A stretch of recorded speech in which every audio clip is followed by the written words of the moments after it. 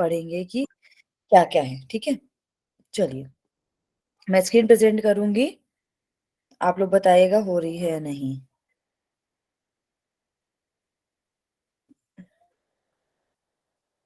Okay,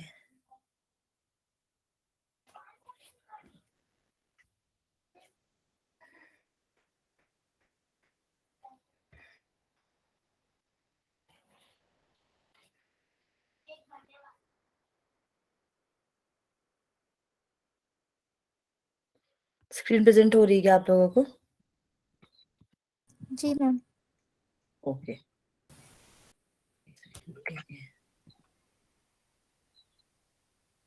हमने thyroid तक पढ़ लिया था। अब हम इसका यौगिक मैनेजमेंट पढ़ेंगे कि क्या होता है। तो वन बाय वन हम डायबिटीज का पढ़ेंगे, फिर थायराइड का पढ़ेंगे। तो डायबिटीज जो है वो सबसे ज्यादा प्रॉब्लम अभी हम फेस कर रहे हैं। हर थर्ड पर्सन को डायबिटीज की प्रॉब्लम है इंडिया में, अगर हम देखें तो। ठीक है, तो इसके मैनेजमेंट के लिए हम डाइट की बात करते हैं सबसे पहले। तो डायबिटीज में आप लोगों को मैंने बताया था कि इंसुलिन का लेवल क्या होता है, कम होता है या ज्यादा? कम होता है कम मैम। होता है मैम। इंसुलिन का लेवल कम हो जाता है, हमें बाहर से लेना पड़ता है। ठीक है, और इसके साथ कई कॉम्प्लिकेशंस भी आ जाते हैं। ठीक है, जैसे हमारा वेट बढ़ जाता है, ये सारी चीजें इसमें होती हैं।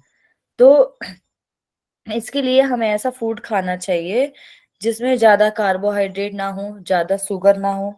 क्योंकि ज्यादा शुगर लेंगे तो आपके ब्लड में शुगर का लेवल बढ़ेगा। मीन्स आपको ऐसी चीज लेनी है जिसमें किसी भी तरीके का शुगर ना हो। तो कार्बोहाइड्रेट जो है वो स्टार्च है। ठीक है, स्टार्च भी शुगर का ही है, एक कंपोनेंट है।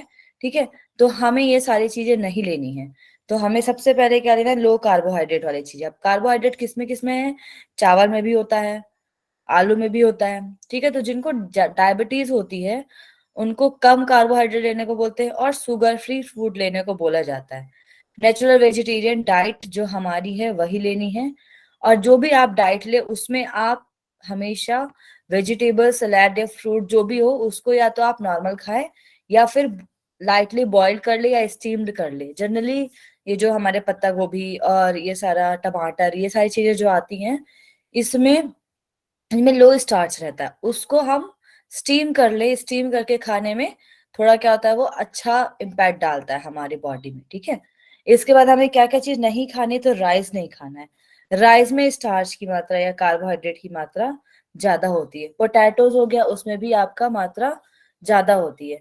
और जितने भी हमारे शुगर प्रोडक्ट्स हैं, ठीक है, इनको नहीं खाना है। स्पाइसी फूड कम करना है, ऑयली कम करना है, और डेयरी प्रोडक्ट्स, जो डेयरी प्रोडक्ट्स में क्या आता है आपका, मिल्क आता है। ठीक है, ऐसे प्रोडक्ट जो आपको शुगर को बढ़ा दे वो चीजें नहीं लेनी है।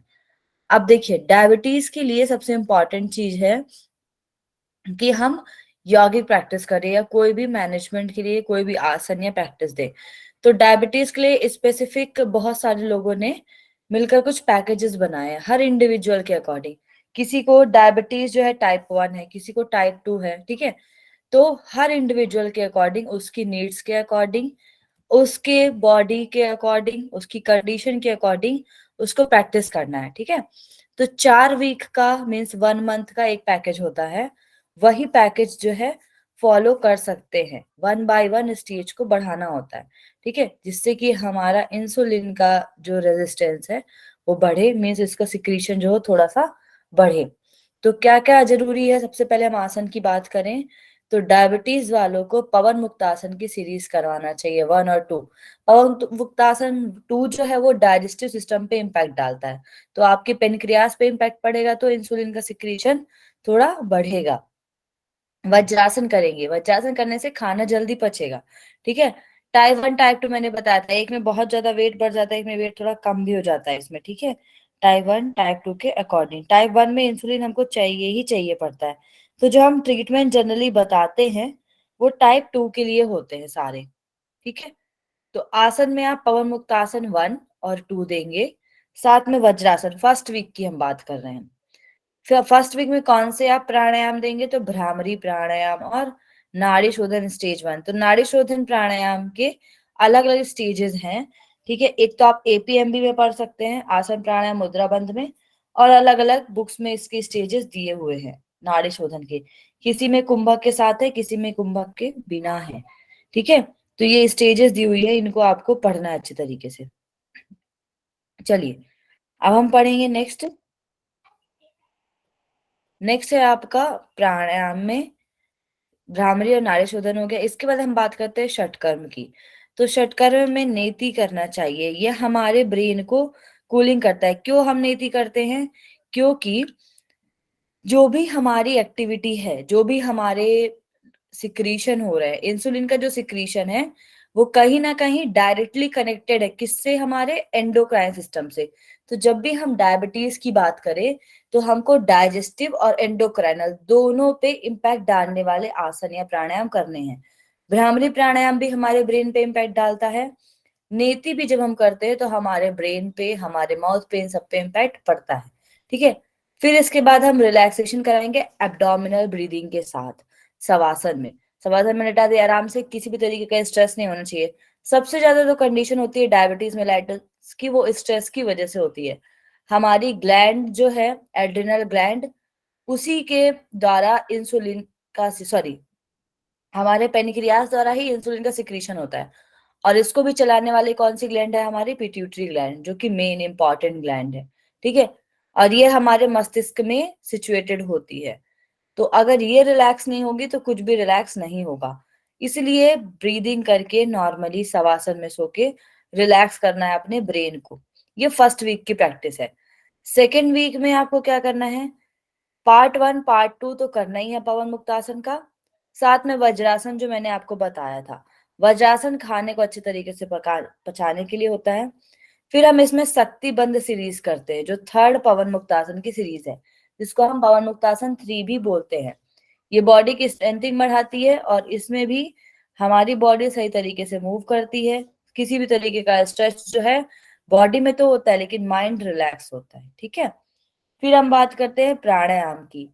तो प्राणायाम में नाड़ी शोधन स्टेज 2, मैंने बताया आपको अलग अलग जगह पर है। आप नाड़ी शोधन बस भी करवा सकते हो तो भी डायबिटीज के लिए अच्छा होता है। फिर आता है भस्त्रिका प्राणायाम, इसमें आपको 20 ब्रीथ करनी है। देन यू हैव षटकर्म। षटकर्म में नेति और कुंजल की प्रैक्टिस कराएंगे। जब आप नेति और कुंजल की प्रैक्टिस कराते हैं तो आपके गले के ऊपर का पार्ट, ठीक है, जिसको हम जत्रोर्ध्व कहते हैं, वो रिलैक्स होता है पूरा।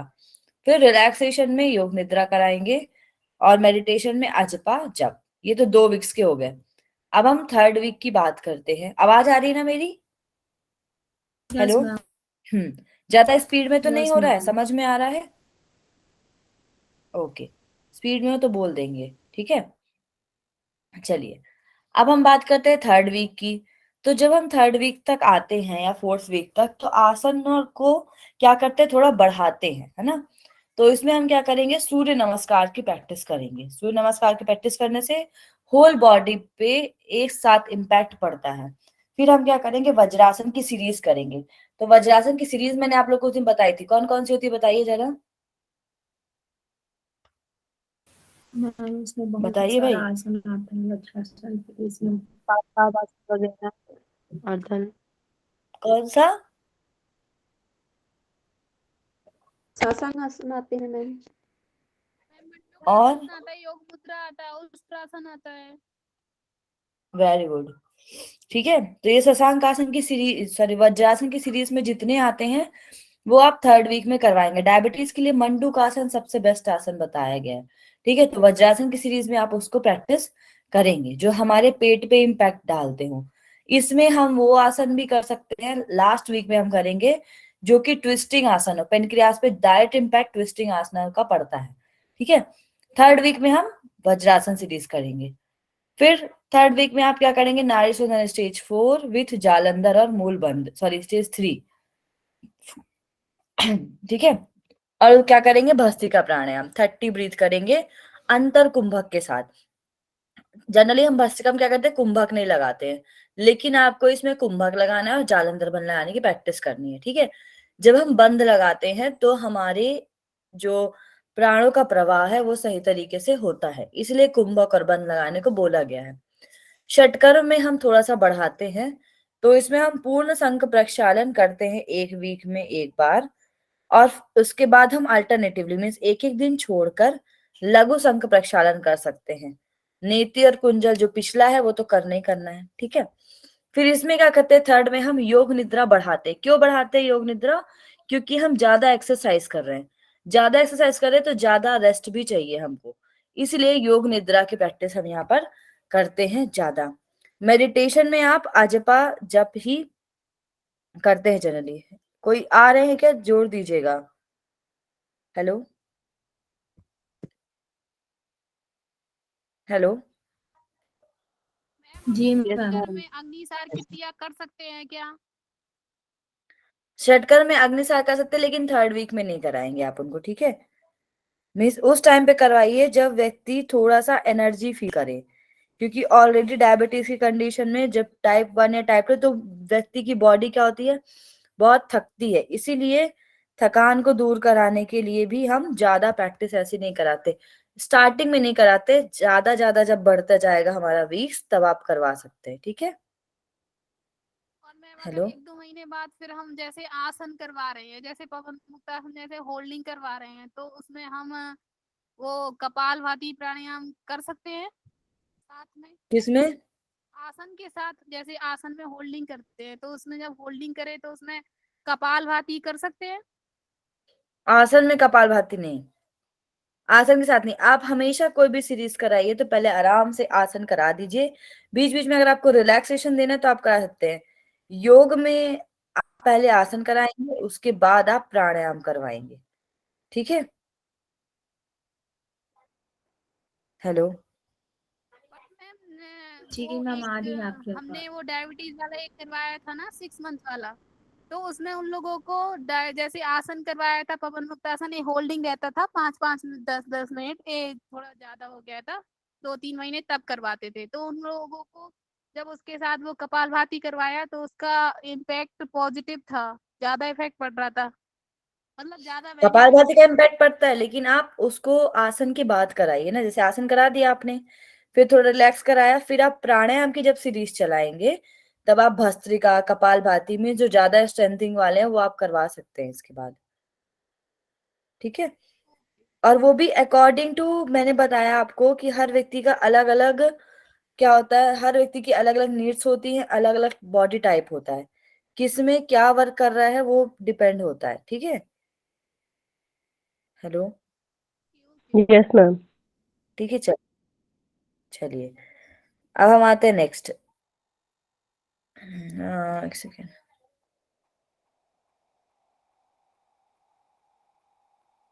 देखिए अब आता है हमारा नेक्स्ट फोर्थ वीक में। फोर्थ वीक में हम सूर्य नमस्कार के नंबर्स बढ़ाते हैं, जिससे एनर्जी आए। 12 राउंड समथिंग हम इसको करते हैं, ठीक है। आसन में आप सर्वांग आसन कर सकते हैं। सबसे ज्यादा इम्पैक्ट आपका कोई भी, चाहे आप थायराइड की बात करें, चाहे आप इसकी बात करें डायबिटीज की, ठीक है। तो जब भी आप सर्वांगासन करते हैं बैकवर्ड या इन्वर्टेड, तो आपके ऊपर ज्यादा इम्पैक्ट पड़ता है। सर्वांगासन हो गया, हलासन हो गया, मत्स्य आसन हो गया, और मत्स्येंद्र आसन हो गया, अर्ध मत्स्येंद्र। ट्विस्टिंग वाले पोस्चर ज्यादा करवाने चाहिए, ठीक है। फिर आपका आता है मयूर आसन, फिर भुजंग आसन और गोमुख आसन। ये सारे आसन बेस्ट माने जाते हैं फोर्थ वीक में, प्रीसीडिंग विथ जो हमारे 3 वीक्स के आसन है उनके साथ ही इनकी प्रैक्टिस आपको करवानी है। फिर आता है प्राणायाम में। तो प्राणायाम में हम अब क्या करेंगे, नाड़ी शोधन प्राणायाम, भस्त्रिका प्राणायाम देंगे बाहिर कुंभक के साथ। जब हम फोर्सिंग वाले आसन या प्राणायाम देते हैं, उसके तुरंत बाद हम थोड़ा कूलनेस देने की कोशिश करते हैं कि व्यक्ति थोड़ा कूल हो जाए, एनर्जी उसकी बहुत वेस्ट हो चुकी है। तो हम शीतली और शीतकारी देते हैं। फिर षटकर में आप उनको नेति कुंजल और लघु शंख प्रक्षालन दे सकते हैं डेली बेसिस पे, जब फोर्थ वीक होने लग जाए तो। फिर रिलैक्सेशन में योग निद्रा और प्राण विद्या देते हैं। देखिए प्राण विद्या जो है बहुत एंशिएंट टेक्निक है, हमारे फोर्स के ऊपर डिपेंड करती है, ठीक है। तो इनको सबसे पहले स्वामी सत्यानंद जी ने बताया था। इन्होंने बताया था कि जब हम प्राण विद्या करते हैं, ये मेनली तंत्र के ऊपर फोकस रहती है प्राण विद्या हमारी। तो प्राण विद्या में हमारे चक्र, नाड़ी और मंत्र, इन सब की एनर्जी का हम पैटर्न बनाते हैं, और फिर अपनी एनर्जी को क्या करते हैं, आगे बढ़ाते हैं। तो इनके एक शिष्य भी थे, स्वामी निरंजनानंद सरस्वती जी।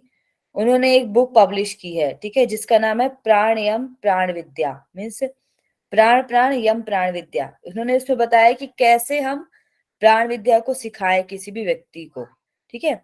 तो इन्होंने पहले बताया है कि प्राण और प्राणायाम क्या होता है। इनके 2 वॉल्यूम है, ठीक है। पहले हम प्राण के बारे में जानेंगे, फिर प्राणायाम के बारे में जानेंगे, फिर दूसरा वॉल्यूम है उसमें इन्होंने बताया कि प्राण विद्या क्या होती है, ठीक है। तो इन्होंने बोला कि ये एक सीक्वेंस होता है हमारे प्राणों का, जो कि जब हम प्रैक्टिस करते हैं प्राणायाम की, तो डे बाय डे ये जो हमारा प्राण है इसके डायमेंशन बढ़ते चले जाते हैं, ठीक है। तो इन्होंने इस तरीके से बताया कि हमें सबसे पहले प्राण के बारे में जानना है, फिर उसके बाद प्राणायाम की प्रैक्टिस करनी है, फिर हम उसकी थ्योरी पढ़ते हैं कि प्राण विद्या है क्या, ठीक है। तो इन्होंने ये डिस्क्राइब किया है प्राण विद्या के बारे में, तो ये भी हम थोड़ा सा पढ़ सकते हैं प्राण विद्या है क्या, ठीक है। समझ में आया?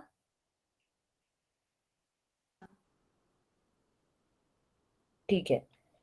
तो ये आप बुक भी या बुक पढ़ सकते हो आप इसकी, ठीक है। उसमें बताया गया है कि प्राण विद्या है क्या, उसका इंट्रोडक्शन बताया गया, फिर मेडिटेशन और प्राण विद्या को हम कैसे यूज करें। इसके द्वारा हम जनरली जितनी भी हमारी डिवाइन एनर्जी है, जितना वाइटल फोर्स है, उसको हम सही लेवल पे ले जाने का काम करते हैं, ठीक है। पेनक्रियास की अगर हम बात करें, तो मेनली ये हमारे सोलार चक्र से रिलेटेड है, और सोलार चक्र को जब हम जागृत करते हैं, और एंडोक्राइन सिस्टम के लिए जब हम आज्ञा चक्र को जागृत करते हैं, प्राणों का सही तरीके से प्रवाह करते हैं, तब हमारी बॉडी सही तरीके से काम करती है। इसीलिए इन्होंने बोला कि पहले हम प्राणायाम की प्रैक्टिस करें। और प्राणायाम में भी इन्होंने सबसे पहले ईड़ा और पिंगला नाड़ी पे इम्पैक्ट करने वाले प्राणायाम के बारे में बताया। तो कौन सा प्राणायाम है ईड़ा पिंगला पे जो इम्पैक्ट डालता है? नाड़ी शोधन मैम, नाड़ी शोधन। नाड़ी शोधन, ठीक है। इन्होंने नाड़ी शोधन के बारे में फिर बताया। फिर प्राणायाम कोष के बारे में बताया कि हमारे जो कोष होते हैं 5, उनमें से प्राणमय कोष है, प्राणमय कोष का क्या इम्पैक्ट है। फिर इसके बारे में उन्होंने बताया कि पंच प्राण क्या होता है, और प्राण के द्वारा हम मणिपुर को कैसे बढ़ा सके, ये इन्होंने बताया, ठीक है। तो ये बुक्स भी आप देख सकते हो इनकी। एक है स्वामी निरंजनानंद जी की प्राण और प्राणायाम करके एक बुक है, ठीक है। तो बुक तो पढ़ोगे नहीं, बस आप प्राण विद्या दे सकते हो, इतना याद रखना, ठीक है। और एक और बुक है प्राण विद्या, वो स्वामी सरस्वती सत्यानंद सरस्वती की है। और एक है प्राण और प्राणायाम, 2 ऐसी बुक है, ठीक है। योगा पब्लिकेशन वही का मुंगेर का है। चलिए, कहाँ गया, एक सेकेंड।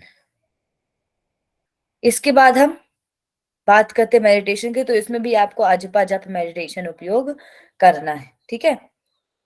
अब हम बात करते हैं नेक्स्ट, एक सेकेंड रुकिए। अब मैंने आप लोग को बता दिया कि आपका एंडोक्राइन सिस्टम के लिए क्या क्या मैनेजमेंट है, मींस आपके थायराइड और हाइपोथायराइड के लिए, ठीक है। सॉरी, डायबिटीज के लिए, टाइप 1 टाइप 2 आप किसी में भी दे सकते हैं। लेकिन याद रखिएगा, हम जनरली क्या करते हैं, इंसुलिन का रोज डोजेस देते हैं टाइप 2 वालों को भी। लेकिन इन सब चीजों से बचना है। ज्यादा इंसुलिन का लेवल होने से भी आपको हाइपोटॉक्सिसिटी हो सकती है, इसीलिए ज्यादा इंसुलिन का भी कंजप्शन मना किया गया। इसलिए बोला गया कि हम एक्सरसाइज करेंगे तो हमारी बॉडी खुद उसको बढ़ाएगी, ठीक है, क्योंकि वो बॉडी के द्वारा बनने वाला ही हार्मोन है। तो बॉडी अगर हमारी एक्सरसाइज करेगी सही से, तो वो हार्मोन अच्छे तरीके से बनेगा, ठीक है। चलिए, अब हम बात, हाँ मैम कैसे जो बनेगा मैम? प्रेगनेंसी में डायबिटीज होती है, उसमें रोज इंजेक्शन देते हैं? नहीं, प्रेगनेंसी वाले तो मैंने बताया था, वो नॉर्मल है, वो होती ही है। और अगर वही डायबिटीज, मान लीजिए किसी को पहले से है डायबिटीज टाइप 1, ठीक है, तो प्रेगनेंसी के दौरान उसको डायबिटीज होने के चांसेस है। मतलब अगर मान लीजिए किसी को ओबिसिटी भी है, ठीक है, मोटापा है, तो उसको चांसेस है कि उसको गेस्टाशनल डायबिटीज हो जाए। लेकिन किसी किसी को नहीं भी होता, सबको नहीं होती डायबिटीज, किसी किसी को होती है, ठीक है। हाँ बताइए, क्या बोले थे और कोई? मैम इंसुलिन बॉडी कैसे बनाएगी? इंसुलिन बॉडी से ही तो बनता है भाई। देखिए, इंसुलिन किससे सिक्रीट होता है? पैंक्रियास से। Pancreas ma'am, pancreas. हाँ, तो पेनक्रियास जो है आपकी कौन सी है, मिक्स ग्लैंड है, और जितनी भी हमारी ग्लैंड है उनको कंट्रोल करने वाला पिट्यूटरी है। तो हमारी बॉडी हार्मोन खुद बनाती है, कोई भी हार्मोन हो, सेरोटोनिन हो, मेलेटोनिन हो, आपके कोई भी हार्मोन है हमारी बॉडी ही बनाती है, लेकिन due to the lifestyle, due to some complication, ये क्या होते हैं, हमारे हार्मोन में क्या होता है, इनका लेवल कम होने लग जाता है, जिसकी वजह से हमको बाहर से चीज लेने की जरूरत पड़ती है। ठीक है, हमारी बॉडी खुद ही चीजों को बनाती है। जैसे मान लीजिए कैल्शियम की कमी हो रही किसी को, ठीक है, धूप ना लेने की वजह से होती है। कैल्शियम की आप मेडिसिन ले लो, लेकिन अगर आप विटामिन डी नहीं ले रहे हो तो आपको कुछ नहीं होगा। तो वैसे ही हमारी बॉडी को नीड तब पड़ती है जब बॉडी खुद नहीं बनाती। ठीक है, जैसे आप सेरोटोनिन की बात करो, नींद की बात करो, तो ऑटोमेटिकली हमारी बॉडी का पिनियल ग्लैंड सेरोटोनिन और मेलाटोनिन सिक्रीट करता ही करता है, लेकिन ड्यू टू द लाइफस्टाइल हमारे वजह से मैम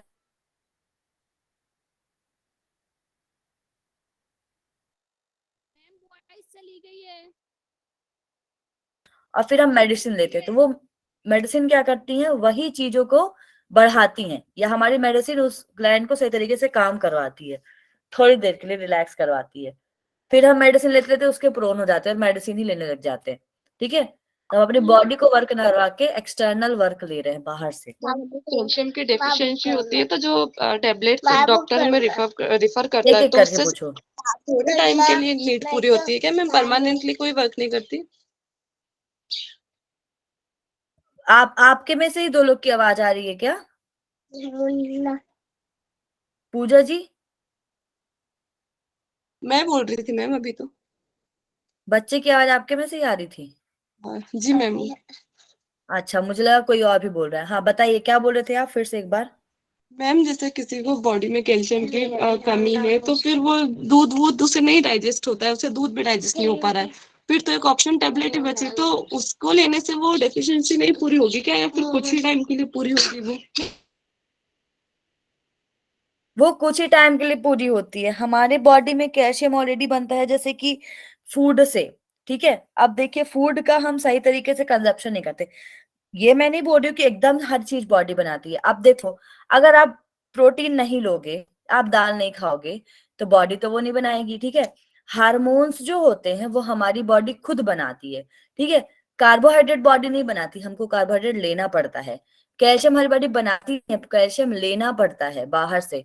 तो कैल्शियम के सोर्स होते हैं, फूड सोर्स होते हैं, ठीक है, एनिमल सोर्स होते हैं, प्लांट सोर्स होते हैं। तीन सोर्सेज होते हैं हमारे पास, प्रोटीन के, कार्बोहाइड्रेट के, मिनरल्स के, फैट्स के। ठीक है, इन सब के, विटामिन के, ये हमारे पास है। लेकिन हार्मोन हमारी बॉडी खुद बनाती है। तो जब ये बॉडी डिके कर जाए कोई ग्लैंड, तब हमको बाहर से लेना पड़ता है। समझ में आया? जैसे अभी वो? कोरोना के टाइम पे हमारे बॉडी में क्या हो रहा था, इम्यून सिस्टम की कमी पड़ गई, क्योंकि इम्यून सिस्टम ने खुद के इम्यून सिस्टम पे अटैक कर दिया, तो हमें प्लाज्मा लेना पड़ रहा था दूसरों का। ठीक है, समझ में आया? हम प्लाज्मा ले रहे थे बाहर से, क्योंकि हमारी बॉडी उसको नहीं बना पा रही थी। तब हमें लेना पड़ता है जब हमारी बॉडी नहीं बना पाती, या फिर तब आपको कैल्शियम की कमी होती है जब आप कैल्शियम वाले फूड नहीं ले रहे हो बहुत टाइम से, आप बॉडी से ज्यादा वर्क ले रहे हो, तब ये चीजें होती हैं। समझ में आया? तब हमको एक्स्ट्रा लेना पड़ता है मेडिसिन बाहर से। आया समझ में? जी ma'am, yes okay. Ma'am. Yes ma'am. Okay, चलिए, तो यौगिक मैनेजमेंट में इसका थोड़ा सा बता देती हूँ आपको। नेक्स्ट किसका बचा था भाई? थायराइड ग्लैंड का। ठीक है, फिर हम आज नया चैप्टर स्टार्ट करेंगे। तो यौगिक मैनेजमेंट ऑफ थायराइड डिसीज में सबसे पहले आता है आपका आसन। अभी हम डाइट बाद में पढ़ेंगे। डाइट में चूंकि ज्यादा नहीं है, थायराइड में जनरली दो चीज ही हम पढ़ते हैं, क्योंकि हाइपर और हाइपो है। ठीक है, तो दोनों पेशेंट के अकॉर्डिंग हमको उनको ट्रीटमेंट देना है। हाइपर के लिए अलग ट्रीटमेंट होगा, हाइपो के लिए अलग ट्रीटमेंट होगा। लेकिन कुछ प्रैक्टिसेस ऐसी हैं जो दोनों के लिए बेस्ट मानी जाती है, जैसे कि सर्वांगासन। ठीक है, सर्वांगासन क्यों बेस्ट मानी जाती है? क्योंकि वो डायरेक्ट हमारे थायराइड ग्लैंड पे इम्पैक्ट डालती है। तो चाहे उसका लेवल बढ़ा हो चाहे घटा हो, वो क्या करेगा, बैलेंस कर देगा।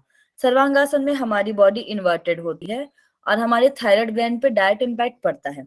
लेकिन जो लोग इसको नहीं कर सकते, वो लोग क्या करेंगे, तो उनके लिए भी अलग प्रैक्टिसेस हैं। ठीक है, जैसे बूढ़े लोग हैं, वो लोग नहीं कर पाएंगे भाई, तो उनके लिए अलग प्रैक्टिसेस हैं। तो सर्वांगासन जो है वो हाइपोथायरिज्म की बात करो चाहे हाइपर की बात करो, दोनों के लिए बेस्ट माना जाता है। फिर आता है आपका मत्स्यासन। मत्स्यासन में भी आप बैंड करते हो तो आपके नेक स्ट्रेच होता है, नेक पे इम्पैक्ट पड़ता है। ठीक है, तो जो भी प्रैक्टिस में आपके नेक पे इम्पैक्ट पड़े, या गले में इम्पैक्ट पड़े, वो सारी प्रैक्टिसेस हमको करनी है। तो सारी हमारी जो मत्स्यासन है उसमें भी हमारा नेक बैंड होता है, तो नेक पे इम्पैक्ट पड़ता है। विपरीत करनी, सर्वांगासन से भी बेस्ट विपरीत करनी माना गया है, क्योंकि इसमें आपके थायराइड ग्लैंड पे ज्यादा इम्पैक्ट पड़ता है। ठीक है, आप बेंड करते हो बॉडी को और इसलिए आपकी बॉडी पे ज्यादा इम्पैक्ट पड़ता है। ठीक है, और क्या है इसके अलावा कुछ आसन, जैसे कि सूर्य नमस्कार हो गया, पूरी बॉडी को रिजेनरेट करता है ये। तो सूर्य नमस्कार हमारे हर चक्र पे इम्पैक्ट डालता है। थायराइड डिसीज जो है वो हमारे थायराइड ग्लैंड, और थायराइड ग्लैंड कहाँ पर होती है? विशुद्धि चक्र के पास। तो जब हम सूर्य नमस्कार करते हैं तो विशुद्धि चक्र पर हम क्या करते हैं? फोकस करते हैं। ठीक है, और विशुद्धि चक्र को जो जो आसन इम्पैक्ट डालें वो सारे हमें करने चाहिए। ठीक है, विशुद्धि चक्र चलिए हम बोल देते हैं नेक्टर मीन्स अमृत का स्राव करता है और पूरी बॉडी को रिजेनरेट करता है। अगर इसी चक्र में प्रॉब्लम हो जाए तो बॉडी की जितनी भी चीजें हैं, मेटाबॉलिज्म हो गया, बॉडी के अदर वर्क हो गए, सारे क्या हो जाएंगे? खराब हो जाएंगे। इसीलिए विशुद्धि चक्र पर जो अमृत का इम्पैक्ट स्राव विशुद्धि चक्र से बोले क्या मैम?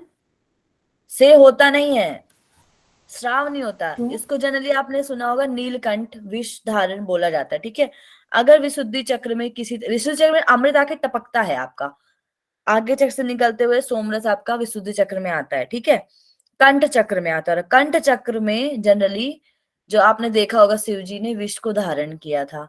ठीक है, तो ये जो चक्र है, ये अगर मैं आपको स्पिरिचुअली बताऊं, स्पिरिचुअल इम्पैक्ट बता रही हूँ, एनाटॉमिकली कोई भी इसका रेजिस्टेंस नहीं है कि आप एनाटॉमिकली अगर आप बोलो कि शिव जी का विष आया था तो ये होता नहीं, स्पिरिचुअल बेनिफिट है ये। ठीक है, कि हम हमारा ऐसा मानना है कि गले में ही विष को धारण किया गया, तो गले से ही अगर यहाँ पर कोई डिसीज या डिसऑर्डर होता है तो हमारे बॉडी के अदर पार्ट पे इम्पैक्ट पड़ सकता है। ठीक है, लेकिन एनाटॉमिकली ऐसा हम नहीं मानते। एनाटॉमिकली यहाँ पर थायराइड ग्लैंड होती है, और थायराइड ग्लैंड मेटाबॉलिज्म का काम करती है, हार्मोन का सिक्रीशन करती है, इसीलिए इसको हेल्दी रहना जरूरी है। ठीक है, तो इसमें ऐसे हमें प्राणायाम आसन करने हैं जो हमारे गले पे इम्पैक्ट डाले, हमारे विशुद्धि चक्र पे इम्पैक्ट डालें। तो सूर्य नमस्कार पवन मुक्तासन सीरीज में जो हमारा नेक रोटेशन है जनरली, ठीक है, उसको हमें करना है। तो पवन मुक्तासन का वो सीरीज जो हमारे नेक और हेड को इम्पैक्ट डाले। फिर आपकी योग मुद्रा, सुप्त वज्रासन, जितने भी बैकवर्ड बेंडिंग आसन है आपके, ठीक है, वो सारे आपको करने किसमें? सॉरी, इसमें थायराइड डिसीज में। ठीक है, जितने भी बैकवर्ड बेंडिंग आसन, तो आप इसमें उष्ट्रासन कर सकते हो, और इसमें क्या कर सकते हो आप? अर्ध सॉरी, ये क्या कहते हैं आपका? भुजंगासन कर सकते हो। ठीक है, ये सारी प्रैक्टिस आप कर सकते हो। चलिए, अब हम आते हैं नेक्स्ट। इसमें नेक्स्ट बताया गया शीर्ष पाद भूमि स्पर्श आसन। शीर्ष पाद भूमि स्पर्श आसन पता है आप लोगों को? जी मैम। एक होता है शीर्ष अंगुष्ठ आसन। शीर्ष अंगुष्ठ आसन क्या करते हैं? हम अपने पैर के अंगूठे में रखते हैं, किसको? अपने हेड को, और हाथ पीछे रखते हैं। लेकिन शीर्ष पाद भूमि स्पर्श आसन में क्या होता है? अपने हाथ को अपने पैर के पास रख के अपने सर को भी जमीन पर टच करना है।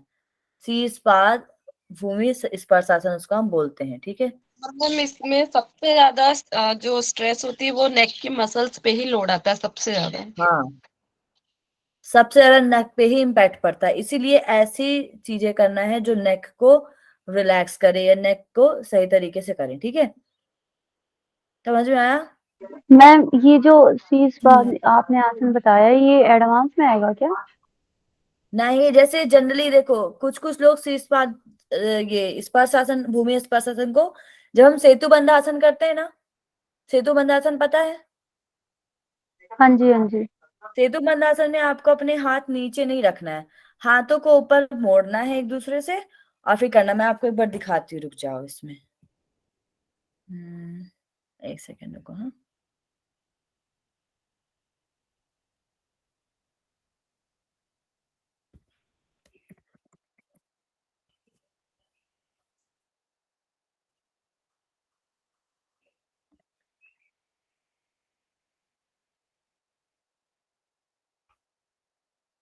ये वाला, एक सेकेंड रुको।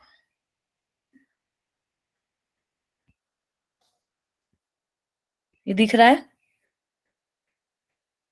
Yes ma'am. ये कर सकते हैं। Yes ma'am. इन्होंने हाथ सामने रखा है, आप इस तरीके से इस तरीके से जनरली रखा जाता है, देखो ये वाला, ये जो पिंक वाला दिख रहा है ना diagram, head and foot touching to the ground pose. ठीक है, आपको अपने हाथ हाथ थाइस पे रहेंगे मैम। रखने हैं, ठीक थाइस। है। तो ये it is a kind of backward bending आसन, तो आपको बैकवर्ड बेंडिंग आसन करने हैं।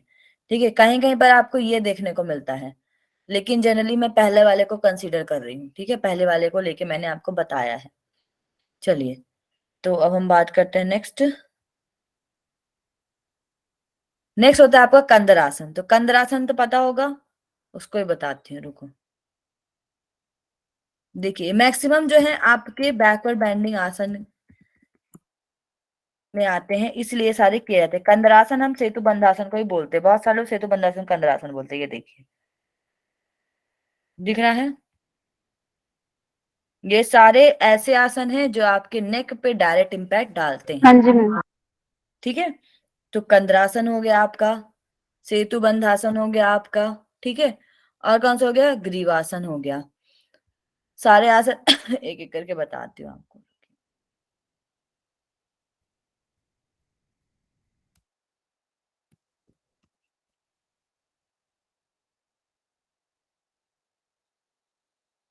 ठीक है, देखिए, मैंने अभी आपको पहले वाला आसन बताया था, एक सेतु बंधासन की तरह। कौन सा बताया था मैंने, शीर्ष पाद भूमि नमन आसन। शीर्ष पाद भूमि नमन आसन में आप लोग थाइस पे हाथ रखेंगे, और ग्रीवासन में आप अपने हाथ सामने की ओर रखेंगे, मीन्स अपने चेस्ट के ऊपर रखेंगे। ठीक है, समझ में आ रहा है? Hello, yes ma'am. ठीक है। जी मैम। तो ये सारे आसन आप लोगों ने देखा होगा, ये सारे हमारे नेक पे क्या कर रहे हैं, प्रेशर डाल रहे हैं। ठीक है, तो सारे नेक पे प्रेशर डालने वाले आसन हम करेंगे। चलिए, अब आता है नेक्स्ट आपका सिंह गर्जनासन। तो मैंने आपको बताया था, जो लोग ये सारे आसन नहीं कर सकते, जैसे बूढ़े लोग हैं जिनकी उम्र ज्यादा है, तो वो सिंह गर्जनासन कर सकते हैं, उनके लिए बेस्ट माना जाता है। ठीक है, सिंह गर्जनासन। इसके बाद थायराइड के लिए हम क्या करा सकते हैं, प्राणायाम में सबसे बेस्ट प्राणायाम जो गले पे इम्पैक्ट डालता है वो कौन सा है, उज्जाई प्राणायाम। ठीक है, because this pranayama directly impact on thyroid gland. फिर नाड़ी शोधन has an impact on both nostril. अब देखिए, थायराइड दो तरीके का होता है, हाइपर और हाइपोथायराइड। मैंने आपको बताया था थायराइड। तो हाइपर और हाइपो मीन्स दोनों साइड के नॉस्ट्रिल में जो बैलेंस क्रिएट करे। तो नाड़ी शोधन प्राणायाम दोनों में बैलेंस क्रिएट करने वाला प्राणायाम है। ठीक है, अब हम बात करते हैं ऐसे प्राणायाम की जो हम हाइपरथायरिज्म कर सकते हैं। तो हाइपरथायरिज्म में मैंने आपको बताया था मेटाबॉलिज्म ज्यादा होता है हमारा, मींस व्यक्ति पतला होता चला जाता है। ठीक है, ज्यादा एनर्जी बढ़ती है उसकी। तो एनर्जी को कम करने के लिए हम सूदनिंग वाले प्राणायाम करवाएंगे। तो कौन से कराएंगे, शीतली प्राणायाम और शीतकारी प्राणायाम जो सूदनिंग इम्पैक्ट डाले। फिर हाइपोथायरिज्म में क्या कराएंगे, भस्त्रिका कराएंगे। और कौन से होते हैं जो बढ़ाएंगे एनर्जी, बताइए। सूर्यभेदी। सूर्य भेदी, तो इसका जस्ट अपोजिट चंद्र भेदी हम किसमें कराएंगे, हाइपोथायरिज्म में। ठीक है, भ्रामरी प्राणायाम हम इसमें करवा सकते हैं, ऐसे प्राणायाम जो एनर्जी बढ़ाए।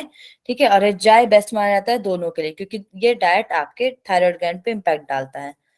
आजपा जप ही मेडिटेशन में हम ज्यादा प्रेफर करते हैं, क्योंकि पूरे ही जितने भी आप देखो डिसीज, सब में हमारा माइंड या हमारा साइकोलॉजिकल हेल्थ जो है कहीं ना कहीं डिस्टर्ब है। तो इन सबको ठीक करने के लिए अजपा जप सबसे बेस्ट बताया गया है मेडिटेशन। ठीक है, अब हम बात करते हैं डाइट की।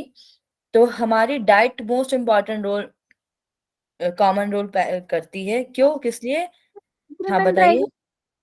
हाँ, गायत्री क्या? मंत्र। अजपा जप गायत्री मंत्र नहीं, अजपा जप गायत्री मंत्र के साथ किया जाता है। अजपा जप मतलब होता है आप सोहम को जप करते हो कंटिन्यूअसली। सोहम या हंस हमारी बॉडी हमेशा जपती रहती है, मीन्स हमारा प्राण हमेशा हंस या सोहम को जपता रहता है, लेकिन हम उस पर कभी कंसंट्रेट नहीं कर पाते। तो हमें उस पर कंसंट्रेट करना, मैंने आपको इसकी टेक्निक बताई थी। पहले सोहम सोहम सोहम बोलना है, फिर सोहम सोहम सोहम, फिर सोहम सोहम सोहम सोहम सोहम सोहम, ऐसे करके 6 टाइम मैंने आपको बताया था कि किस तरीके से हम प्रैक्टिस करेंगे। ये अजपा जप कहलाता है जनरली। ठीक है, इसको हम गायत्री मंत्र के साथ, बहुत सारे लोग होते हैं कि गायत्री मंत्र से इसको करना चाहिए अलग अलग उपनिषद के अकॉर्डिंग। ठीक है, तो उपनिषदों में भी अजपा जप का वर्णन किया गया है, जिसको आप पढ़ सकते हैं। ठीक है, योग उपनिषद में है बहुत सारा, और सामान्य नॉर्मल मुख्य उपनिषद में भी है। ठीक है, चलिए अब हम बात करते हैं डाइट की। So the most important rule for all diet in common are balance. सबका काम क्या है कि आप बैलेंस चीज लें जिसमें आपकी कैलोरी क्या हो, कंट्रोल हो। अगर मान लीजिए आपको हाइपोथायराइडिज्म है तो आपको ऐसे फूड नहीं लेना है जो आपकी बॉडी में क्या करे, मोटापे को बढ़ाए। आपको हमेशा लीफी वेजिटेबल्स लेनी है, फ्रूट्स लेना है, होल ग्रेन और lean protein. Lean protein mean जो आपको मोटापा को ना बढ़ाए, और लेग्यूम्स लेने हैं आपको। हाइपर में आप क्या कर सकते हैं, ऐसी चीज, ऐसा नहीं है कि हाइपर है तो हम ज्यादा कार्बोहाइड्रेट खाएं या ज्यादा नहीं, उसमें भी हमें वेजिटेबल्स को ही प्रिफर करना है, फ्रूट्स को ही प्रिफर करना है, फ्रूट्स और वेजिटेबल्स। हाइपो और हाइपर मैम थायराइडिज्म समझा दो। अच्छा, आप क्लास में नहीं आए थे? नहीं मैम। क्यों नहीं आए थे? मैम बस ऐसे डिफाइन कि हाइपो मतलब ज्यादा होता है या हाइपर मतलब ज्यादा होता है, दोनों में से ज्यादा क्या होता है ये कंफ्यूजन है। हाँ, चलिए क्लास में जो आए थे वो एक बार इनको बताएंगे, फिर मैं तो बताऊंगी ही। मैम हाइपर में T3 और T4 का लेवल ज्यादा होता है और TSH का लेवल कम होता है, बट इसमें आदमी पतला होता है। और हाइपो में आदमी मोटा होता है और उसमें T3 T4 का लेवल डिक्रीज होता है, TSH का लेवल इंक्रीज होता है। TDS का लेवल इंक्रीज होता है या डिक्रीज होता है? मैम हाइपो में तो T3 T4 का डिक्रीज होता है। हाँ ठीक है, घटता है देखिए ना अब मैं मैम, बताती हाइपो हूँ में आपको। टीएसएच का इंक्रीज लेवल होता है। इंक्रीज रहता है। वेरी गुड, चलिए अब मैं बताती हूँ आपको।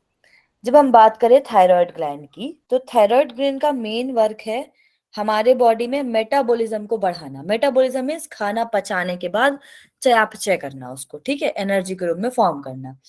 तो हमारे थायराइड ग्लैंड दो हार्मोन सिक्रीट करती है, T3 और T4 हार्मोन, ठीक है। T3 T4 हार्मोन का लेवल अगर ज्यादा रहेगा तो मेटाबॉलिज्म ज्यादा होगा, मीन्स आप कितना भी खा लो लेकिन खाना जल्दी पच जाएगा। T3 T4 का लेवल अगर कम होगा तो आपका मेटाबॉलिज्म भी स्लो हो जाएगा, तो आप कम खाना खाओगे तो भी आप मोटे हो जाओगे। तो हाइपो मतलब है यहाँ पर, वेट से मतलब नहीं है यहाँ पर, यहाँ हाइपो से मतलब है आपके हार्मोन का कम होना। तो T3 T4 कम हुआ मीन्स हाइपोथायरॉयडिज्म, और ये कम हुआ तो व्यक्ति क्या होगा, मोटा होगा। तो हाइपोथायरॉयडिज्म में व्यक्ति क्या होता है, मोटा होता है। हाइपरथायरॉयडिज्म में व्यक्ति क्या होता है, पतला होते जाता है, उसमें पित्त प्रवृत्ति बढ़ती है। समझ में आया? Yes ma'am. Yes generally ma'am. जैसे आपने बोला, और मैंने जब पढ़ाया था तब भी मैंने इन सबसे बोला था कि हम क्या करते हैं, मिसकंसेप्ट हो जाते हैं कि हाइपर मीन्स होता है T3 का लेवल बढ़ गया तो मीन्स मोटे हो गए, और हाइपो मतलब क्या होता है, पतले हो गए। ये आपका बस नहीं, हर व्यक्ति जिनको है भी ना ये प्रॉब्लम, वो भी हमेशा मिसडायग्नोस ही करते हैं।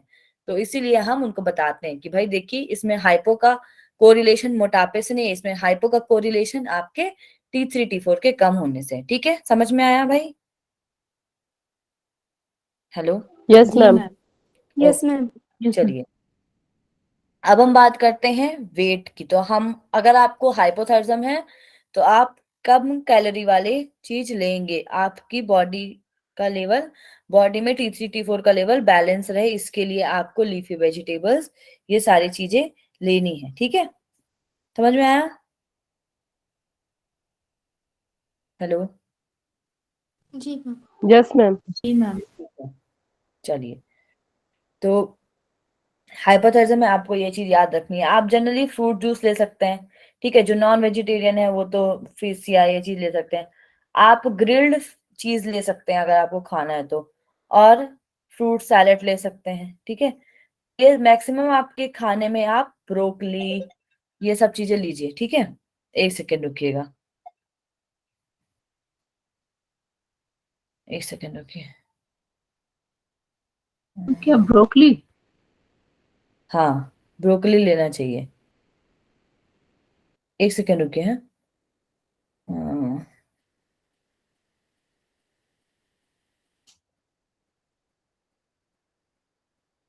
हाँ, ठीक है। तो ये सारी चीजें आपको लेना चाहिए आपके फूड में अगर आपको हाइपर और हाइपोथायराइडिज्म की प्रॉब्लम है तो, ठीक है। चलिए अब हम बात करते हैं नेक्स्ट, आपका यहाँ तक कंप्लीट होता है ये। अब मैं आप लोगों को पढ़ाऊंगी नेक्स्ट चीज जो आपको पढ़नी है, आपका है डाइट अलग अलग नहीं रहते हैं क्या? क्या? दोनों में डाइट चार्ट अलग नहीं रहेंगे, एक में वेट बढ़ रहा है एक में कम हो रहा है तो? दोनों का डाइट चार्ट अलग रहेगा, लेकिन वेजिटेबल और फ्रूट दोनों की सेम रहती है, ठीक है। ओके। जैसे कि आप अगर हाइपर थायराइडिज्म वाले हैं तो आप पोटैटो खा सकते हैं, ठीक है। लेकिन अगर आप हाइपो वाले हैं तो आपको पोटैटो नहीं खाना है, ठीक है। आप हाइपर वाले हैं तो आपको मशरूम पुलाव, ऐसा पुलाव लेना है जो थोड़ा सा ऐसी चीज जिसमें स्टार्च बढ़े, ठीक है। आप कार्बोहाइड्रेट ज्यादा लो क्योंकि जल्दी पचा रहा है वो खाने को। लेकिन हाइपो में आपको ऐसा नहीं करना, हाइपो में खाना ऐसा लेना है जो आपका रिच हो प्रोटीन, ठीक है। आप जनरली इसमें आयरन रिच फ्रूट ले सकते हो हाइपरथायरिज्म है तो, क्योंकि आपकी बॉडी जल्दी पचा रही है, तो आप इसमें कैरेट ले सकते हो, रेडिश ले सकते हो, स्पाइनच ले सकते हो। ये प्रॉब्लम हाइपरथायरिज्म वाले ले सकते हैं, जो आपका हमेशा आयरन को बढ़ाए, ऐसा आपको हाइपरथायरिज्म वाले में लेना है, ठीक है।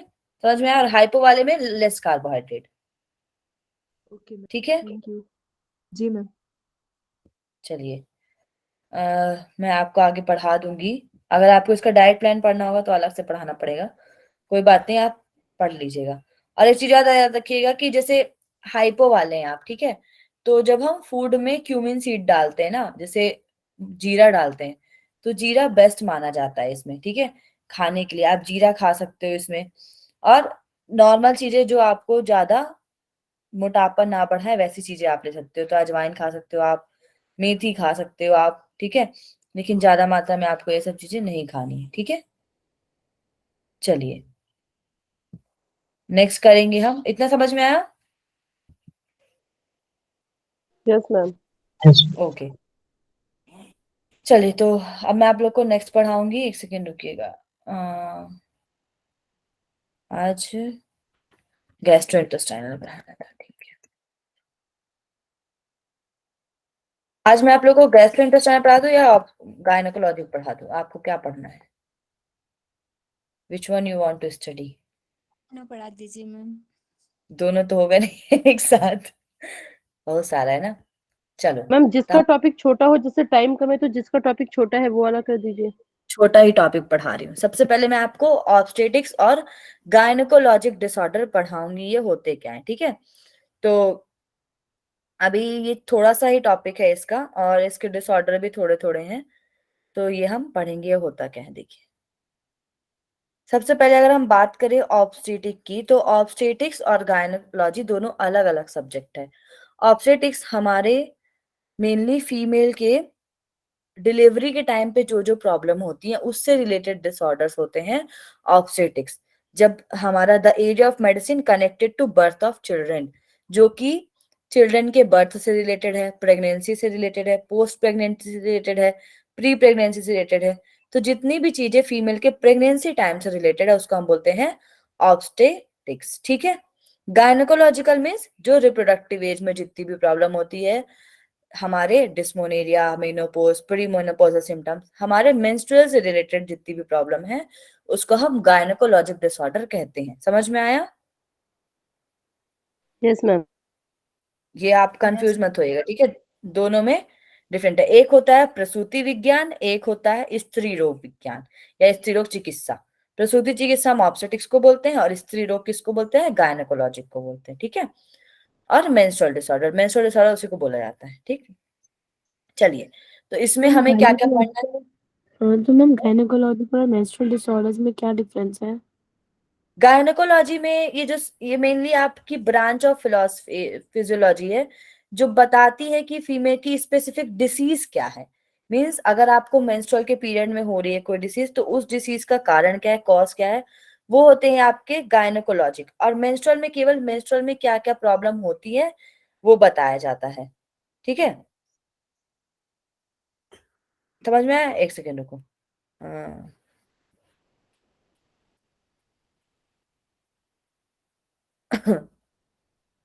अरे, अरे भाई, एक सेकेंड रुकिएगा, नेटवर्क है।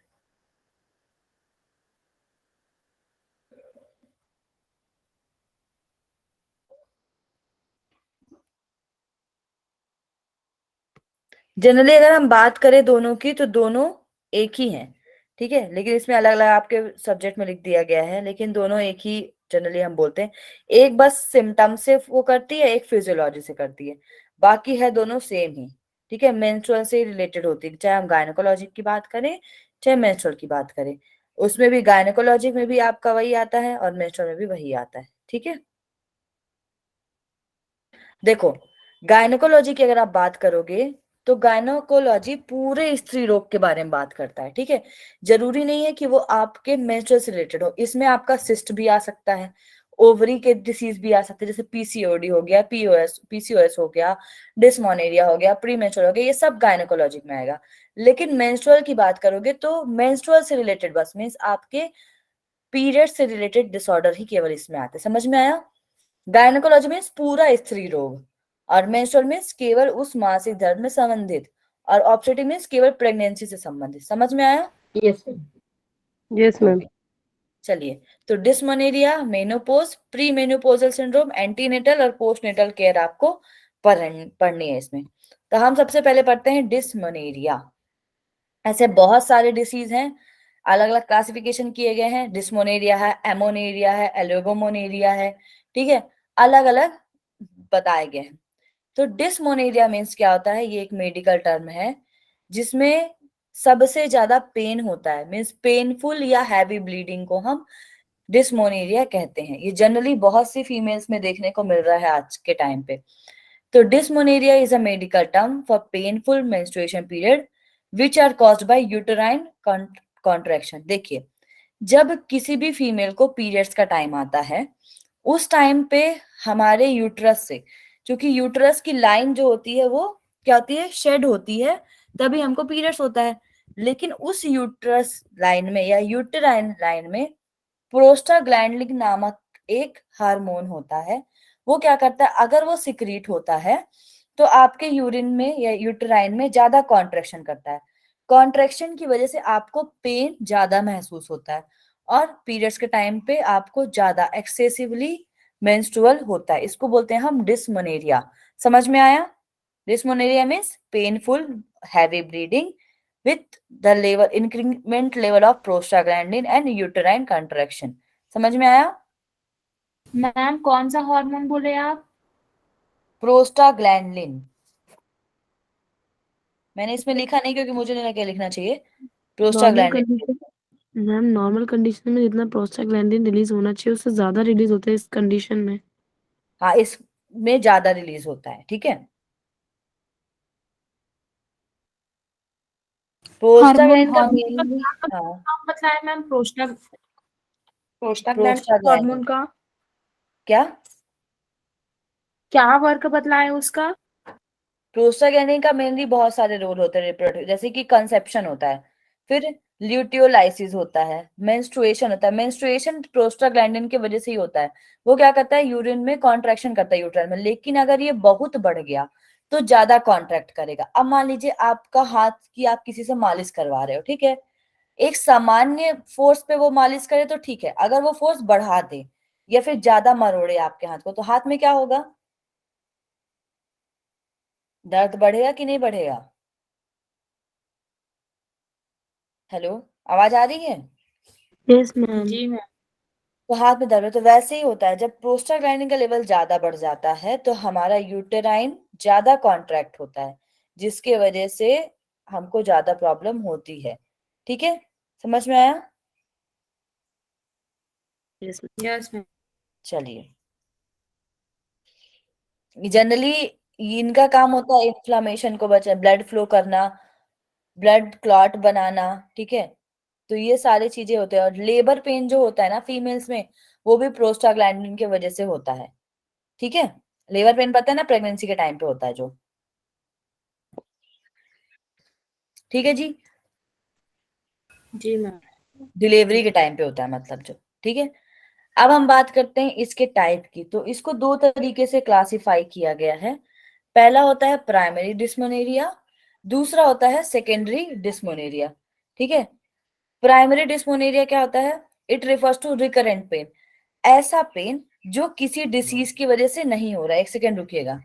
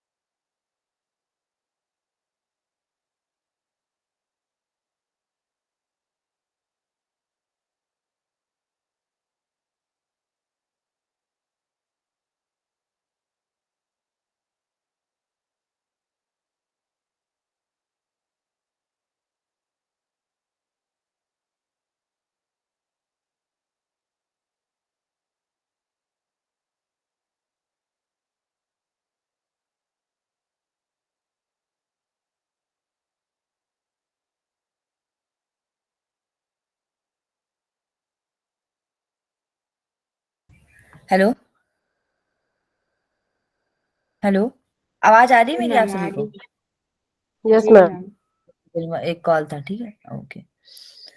चलिए, अब दो तरीके से ये क्लासिफाई होता है। पहला होता है प्राइमरी डिस्मोनेरिया, दूसरा होता है सेकेंडरी डिस्मोनेरिया। प्राइमरी डिस्मोनेरिया मतलब क्या होता है?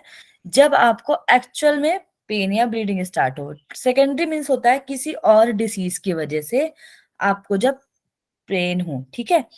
देखो, प्राइमरी में बताया गया pain usually begin 1 or 2 day before you get periods और when bleeding actually start means जब आपका ल्यूटियल फेज चल रहा होता है पीरियड्स के 2 दिन पहले, तब आपको पेन उठना स्टार्ट होता है। आपके पेट में दर्द होगा, कमर दर्द होगी, थाइज में पेन होगा, ठीक है। और पीरियड स्टार्ट होके 2-3 डेज तक भी ये पेन रहता है। You may feel pain ranging from mild to severe in lower abdominal means कभी कभी किसी को माइल्ड होता है, किसी किसी को बहुत ज्यादा बढ़ जाता है एब्डोमिन में, बैक में और थाइज में। और ये कम से कम 12 घंटे से लेके 72 घंटे तक चलता रहता है मीन्स आपको 2-3 डेज तक कंटिन्यूअसली बना रहता है। और इसमें आपको चक्कर जैसा फीलिंग होता है, वॉमिटिंग आता है, फटीग आता है और कभी कभी किसी को डायरिया की प्रॉब्लम होती है। जनरली मैक्सिमम लोगों को डायरिया हो जाता है, ठीक है। तो ये प्राइमरी डिस्मोनेरिया मीन्स ये खुद में हो रहा है, किसी डिसीज की वजह से नहीं दर्द हो रहा है। सेकेंडरी में क्या होता है? It result from reproductive system disorder. मान लीजिए किसी को पीसीओएस है या पीसीओडी है, ठीक है, या किसी को ओवरी में कोई डिसीज है, किसी भी अदर रिप्रोडक्टिव डिसीज की वजह से जब हमको पेन हो, ठीक। एक तो प्रोस्टाग्लैंडिन पहला वाला किसकी वजह से है? प्रोस्टाग्लैंडिन की वजह से, प्रोस्टाग्लैंडिन का लेवल बढ़ रहा है। दूसरा वाला किसी डिसीज की वजह से होता है। दोनों को ही ट्रीट किया जा सकता है, ठीक है, दोनों ही ट्रीटेबल हैं।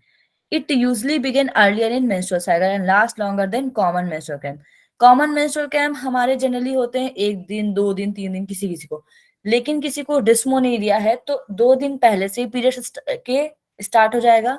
जैसे मान लीजिए मेरा 3 दिन बाद पीरियड्स की डेट है, तो मुझे आज ही पेन स्टार्ट हो जाएगा और पीरियड्स के एंड तक 5 डे तक 6 डे तक बना रहेगा। तो डिस्मोनेरिया की कंडीशन में ऐसी भी दिक्कत होती है मीन्स आपको कम से कम 6 से 7 दिन तक कंटिन्यूअसली पेन बना रहता है, ठीक है। अब you usually don't have nausea, इसमें क्या होता है आपको जो सेकेंडरी डिस्मोनेरिया है इसमें आपको नोजिया, वॉमिटिंग, फटीग या डायरिया कुछ भी नहीं होता, बस आपको इसमें पेन थोड़ा थोड़ा होता है। इसमें पेन होता है लेकिन आपको ये चक्कर जैसी कंडीशन नहीं आएगी, लेकिन प्राइमरी वाले में चक्कर जैसी कंडीशन आपको आती है, ठीक है। इसका मैम कारण क्या है? ये एक्सक्यूज मैम मैम ये सेकंड वाला जो है सेकेंडरी डिस्मेनोरिया, तो इसमें ये भी मतलब ये प्रॉब्लम तो इस वजह से कि कोई और उसको रिप्रोडक्टिव प्रॉब्लम है, बट हाँ वो प्रॉब्लम जो है उसका जो मतलब वो है रिजल्ट वो उसी टाइम पे दिखता है, the time of the menstrual cycle. हाँ, मीन्स जो प्रॉब्लम जैसे मान लीजिए किसी किसी को पीसीओएस है, मैंने आपको बताया ना, तो पीसीओएस है और किसी को पीरियड्स हो गया, ठीक है, तो उसको क्या होगा? बहुत ज्यादा इंटेंसिटी में पेन होगा, बहुत पेन होता है पेट में, ठीक है। और उनको इरिटेशन होगा, ये सब, उनको चक्कर वक्कर नहीं आएगा, वॉमिटिंग जैसी सेंसेशन नहीं आएगी, लेकिन उसको पेन बहुत होगा, ठीक है। समझ में आया? ओके इसमें मैम, भी इसमें डिफरेंस यही है जनरली कि एक कॉन्ट्रैक्शन मतलब बढ़ जाता है। मैम हाँ डिफरेंस क्या है दोनों में? डिफरेंस क्या है? सिर्फ एक यही डिफरेंस है कि एक डिजीज की वजह से होता है। हाँ, दोनों में यह डिफरेंस है कि प्राइमरी बोला गया है मीन्स कि प्राइमरी कॉज खुद का वही है, मीन्स प्राइमरी मीन्स किसी को हो रहा है तो उसके ओन प्रॉब्लम मीन्स डिस्मोनेरिया डिस्मोनेरिया की वजह से हो रहा है। सेकेंडरी मीन्स कुछ और प्रॉब्लम है उसके साथ ये हो रहा है, इसलिए इसको सेकेंडरी बोलते हैं। समझ में आया? Okay ma'am okay. ओके। अब देखिए इसके कारण मैंने बताया आपको, menstrual cramp happen when a chemical called prostaglandin make the uterine contraction या टाइटन अप। जब प्रोस्टाग्लैंडिन सिक्रीट होता है तो आपके यूट्रस में क्या होता है? कॉन्ट्रैक्शन होता है। ये प्राइमरी का मैंने बताया। सेकेंडरी में क्या है? सेकेंडरी में है कॉज इसके सेकेंडरी डिस्मोनेरिया के एंडोमेट्रियोसिस, ठीक है। हमारे जो यूट्रस है उसमें जो लेयर पाई जाती है उसका नाम होता है एंडोमेट्रियम, ठीक है। तो इस वाले में क्या होता है? स्वेलिंग आ जाती है या इसमें इन्फ्लामेशन होता है तो इसका हम बोलते हैं एंड्रोमेट्रियोसिस। फिर आता है एडिनोमायोसिस। तो अलग अलग कंडीशन है हमारी रिप्रोडक्टिव जिसकी वजह से ये प्रॉब्लम होती है। एडिनोमायोसिस में भी क्या होता है? ये क्या करती है, जिसमें एंडोमेट्रियल टिश्यू होते हैं वो ग्रो करने लग जाते हैं मीन्स टिश्यू ज्यादा मात्रा में बढ़ने लग जाते हैं। इस वजह से ये होता है, ठीक है। और ये जनरली कब होता है, जब फीमेल को चाइल्ड या बच्चा पैदा होने वाला होता है, तो बहुत लंबे समय तक लास्ट में होता है, या मेनोपॉज के टाइम पे ये प्रॉब्लम होती है, ठीक है। सॉरी, प्रेगनेंसी के टाइम पे ये होता है, और जनरली ठीक हो जाता है जब आपको मेनोपॉज होता है, एडिनोमाइसिस ठीक हो जाता है, ठीक है। फिर आता है पीआईडी, पेल्विक इन्फ्लेमेटरी डिसीज। तो ये अलग अलग डिसीज हैं, इनके बारे में आपको नहीं पढ़ना है, बस इतना जान लो कि ये जो सेकेंडरी डिसीज होती है, इसके वजह से ये प्रॉब्लम होती है, ठीक है। और नैरोइंग ऑफ कर्विक्स या सर्वाइकल स्टेनियोसिस, तो जो फीमेल का रिप्रोडक्टिव पार्ट होता है, उसका वेजाइना के बाद वाले पार्ट को हम बोलते हैं कर्विक्स। इसको हम नेक पार्ट ऑफ वेजाइना भी बोलते हैं। अगर ये नैरो हो गया तो भी जो कंडीशन, इसको हम से सर्वाइकल स्टेनोसिस, ठीक है। ये वो वाला सर्वाइकल नहीं है, गले वाला नहीं है ये, ठीक है। ये आपके रिप्रोडक्टिव पार्ट का एक पार्ट है, रिप्रोडक्टिव एरिया का एक पार्ट है कर्विक्स, उसमें नैरोइंग हो जाती है तब होता है।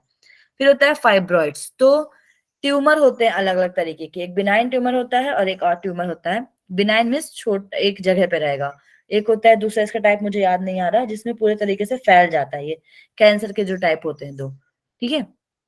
तो फाइब्रॉइड्स में आपको ट्यूमर छोटे छोटे हो जाते हैं, ऐसी कंडीशन होती है। चलिए अब आते मैम हैं हम बिनाइन नेक्स्ट। का क्या मतलब होता है? वो किसी के रिपोर्ट में देखी थी एक बार। बिनाइन और दो तरीके के वो होते हैं, ठीक है। बिनाइन मीन्स होता है आपका जनरली जो स्टार्टिंग में हो रहा हो, जो चीज स्टार्ट बिगिनिंग बोलते हैं ना जिसको हम, बिगिनिंग, ठीक है।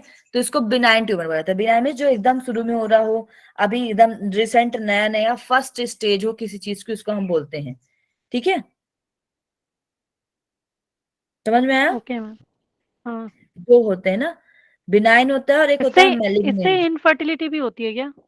हाँ, इनफर्टिलिटी भी होती है इससे, इससे होती है इनफर्टिलिटी। पीसीओएस से इनफर्टिलिटी होती है, पीआईडी से इनफर्टिलिटी होती है, इन्फेक्शियस डिसीज भी होती है फीमेल्स में, ठीक है। उसकी वजह से भी इनफर्टिलिटी, बहुत सारी ऐसी कंडीशन जिसकी वजह से इनफर्टिलिटी हो जाती है, ठीक है। तो दो तरीके के होते हैं ट्यूमर्स या कैंसर जिसको हम बोलते हैं, एक होता है बिनाइन ट्यूमर, एक होता है मेलिग्नेंट। बिनाइन मतलब एक ही जगह पे है। मान लीजिए आप घर में कचरा फेंक रहे हो, एक ही पॉलिथीन में कचरा फेंक रहे हो, तो उसको उठाना आसान है ना, एक साथ उठा के आप फेंक दोगे कहीं डस्टबिन में। लेकिन पूरे घर में कूड़ा फैला हो तो आपको एक साथ उठाने में टाइम लगता है।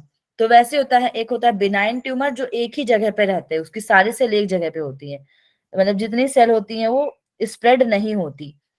लेकिन मेलिग्नेंट ट्यूमर में क्या होता है, जितनी भी हमारी सेल होती हैं कैंसर सेल, वो स्प्रेड हो जाती हैं, अलग अलग टिश्यू में चले जाती हैं, जो कि ज्यादा डेंजर होता है। ऐसे कैंसर को ट्रीट करना मुश्किल हो जाता है। समझ में आया?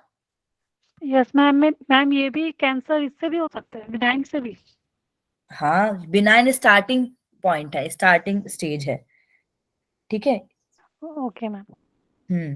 लेकिन इसको हम कभी कभी नॉन कैंसरस कंडीशन बोलते हैं, मीन्स इसको अगर आप निकाल लिए तो कैंसर नहीं होगा, लेकिन मैलिग्नेंट जो होता है उसको हम कैंसरस कंडीशन बोलते हैं, ठीक है। ये बहुत, बिनाइन ट्यूमर जो होता है धीरे धीरे ग्रो होता है, और तब तक ग्रो होता है तो पता चल जाता है इंसान को, वो उसको बाहर निकाल लेता है, ठीक है। और ये स्प्रेड नहीं होता जनरली, लेकिन मैलिग्नेंट अगर हो गया तो वो स्प्रेड हो जाता है।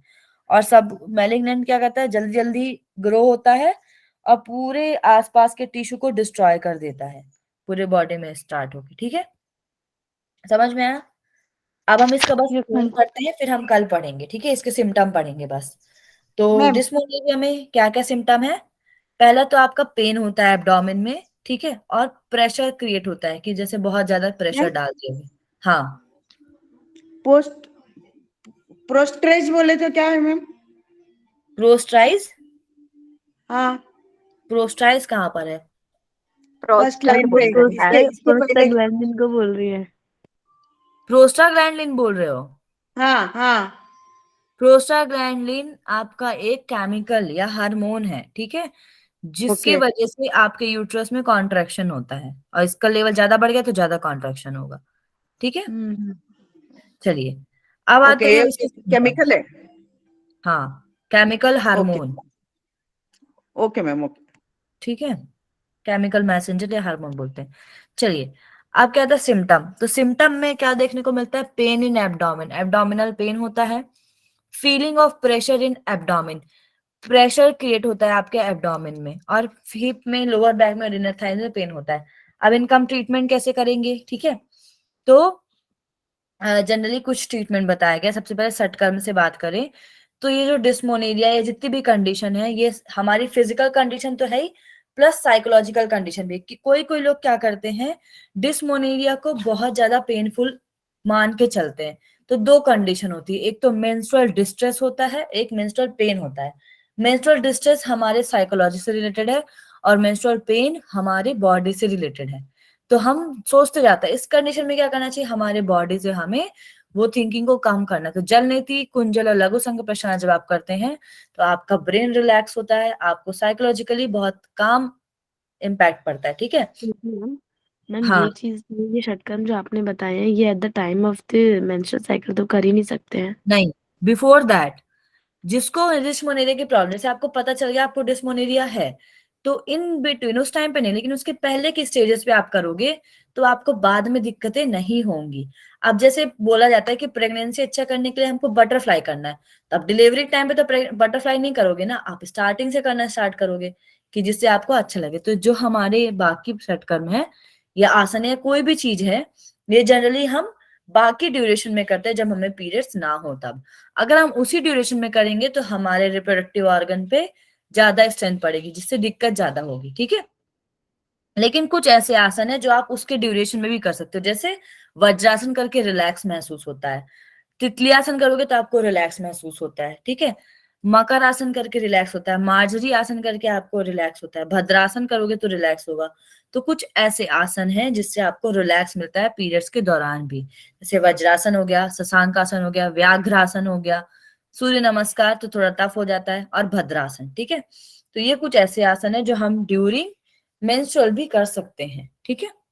इसके बाद आता है प्राणायाम। तो क्या होता है, कभी कभी किसी किसी का फ्लो एक्सेसिव फ्लो होता है, हैवी फ्लो होता है, लेकिन कभी कभी क्या होता है, फ्लो नहीं होता, बस कॉन्ट्रैक्शन होता है, और जो ब्लड है वो लिक्विड फॉर्म में ना निकल के थोड़ा सॉलिड फॉर्म में निकलता है, जिसकी वजह से भी प्रॉब्लम होती है। तो पहले means not not during the periods but before that आपको भस्त्रिका प्राणायाम, नाड़ी शोधन, उज्जाई और भ्रामरी करना चाहिए, जो एनर्जाइज करे, आपके चैनल्स को खोले, मीन्स नैरोइंग ना करे आपकी बॉडी में, क्या करे, ओपन अप करे। ओपन अप रहेगा, ब्लड रिलीज होता है अच्छे से, तो इतना पेन नहीं होता। जिनका ब्लड रिलीज नहीं होता उनको गैस्ट्रिक प्रॉब्लम होती है और प्रॉब्लम्स बढ़ती चली जाती है। तो गैस ना बने ऐसी चीज भी नहीं खानी है, ठीक है। आपको गर्म करने वाली चीज जनरली खाना होता है जिससे ब्लड निकल जाए, ठीक है। और माइंड को रिलैक्स करना, तो जैसे मान लीजिए किसी को डिस्मोनिया में माइंड रिलैक्स नहीं है, तो आप शीतली शीतकारी कर सकते हैं, भ्रामरी कर सकते हैं नॉर्मली, ठीक है। मुद्रा और बंध में हम विपरीत करनी उस टाइम पे नहीं, पहले करना है, ठीक है। विपरीत करनी, पाशनी, योग मुद्रा तो आप उसी टाइम कर सकते हो, लेकिन विपरीत करनी, पाशनी, अश्विनी और सहजोली मुद्रा ये आपको पहले करनी है, ठीक है। ये सारी आपको पहले प्रैक्टिस करनी है। फिर मेडिटेशन में वही सोहम मेडिटेशन और रिलैक्सेशन टेक्निक में योग निद्रा आपको करना है। तो ये नॉर्मल है, और भी बहुत सारे प्रैक्टिस हैं।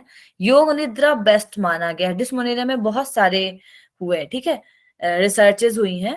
तो इंडिया में मैं कुछ दिन पहले रिसर्च पढ़ी थी, ग्वालियर में एक रिसर्च हुई है, उन्होंने 3 आसन का पैकेज बनाया है, cat cow pose, cobra pose और एक है आपका बटरफ्लाई। इन तीनों का कॉम्बो पैकेज बनाया है डिस्मोनेरिया के लिए। वैसे ही योग निद्रा है, उस पे भी आपका सबसे ज्यादा काम हुआ है, इंडिया में भी और फॉरेन में भी, डिस्मोनेरिया के लिए, ठीक है। तो ये कुछ काम हुए हैं जिसपे हम कर सकते हैं काम, मतलब जिसपे आप पढ़ सकते हो। बाकी पर डे आप इस पे करके देखो तो समझ में आएगा।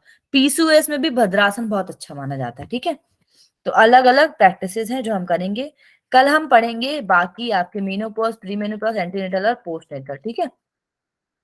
चलिए, तो इसके बारे में हम कल पढ़ेंगे, मैं आपको इसके बारे में कल बताऊंगी। थोड़ा ही बचा है, ये कल कंप्लीट हो जाएगा आपका, ठीक है। तो कमर गर्दन सीधी करेंगे, आंखें बंद, शांति पाठ करेंगे। ओम शांति ही, शांति ही, शांति ही। Rub your both palm. Put your palm on your eyes. Now open your eyes. ठीक है।